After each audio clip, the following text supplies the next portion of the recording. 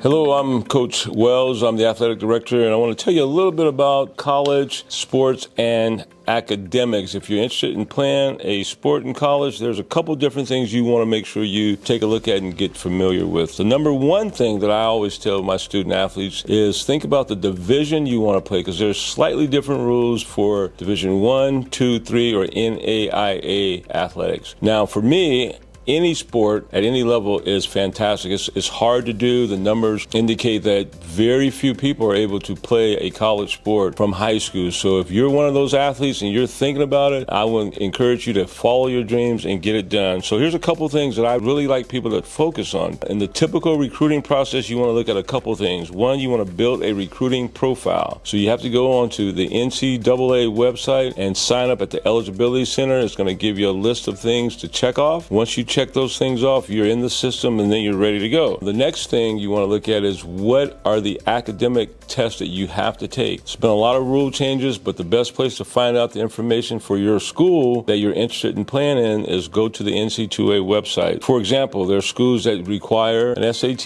There are schools that require the other different tests. So just make sure you know that the school that you're looking at does or does not have a test, and that you make sure you get on that list. Once you register at the NCAA website, or if it's NAIA, register at their eligibility center, start researching schools, look for the ones that best fit you and what you think you want to do. And here's a great way to look at it. I tell student athletes to pick a school that you would go to if that sport was taken away. So you want to make sure you look at things like that. And then after that, set a target, start visiting those colleges, start making those phone calls. And remember, these coaches are just like you and I. They're people. They want to get to know you, your family. You want to get to know them. Try to get on campus, try to do some camps if they have them, but just make sure that you understand that they're just like you and I. They want to build a relationship. They want to build a good staff, a good group of young student athletes. So just go show your personality off and get to know them a little bit. And then after that, you're going to have to apply to the university that you're interested in playing that sport in. So you get recruited by the sports team that you want to play for, but you still have to apply. And there are some schools where they give certain teams in sports 4 or 5 or 10, a certain percentage of apps they can pull out once you apply, but you have to apply like any other student would apply. A couple last things to think about is you want to make sure it's a good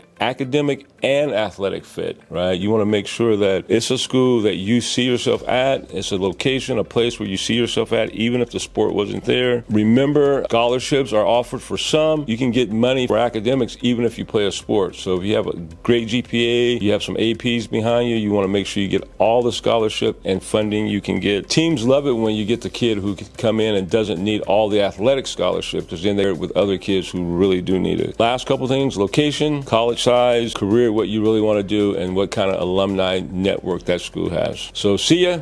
Thank God. Peace.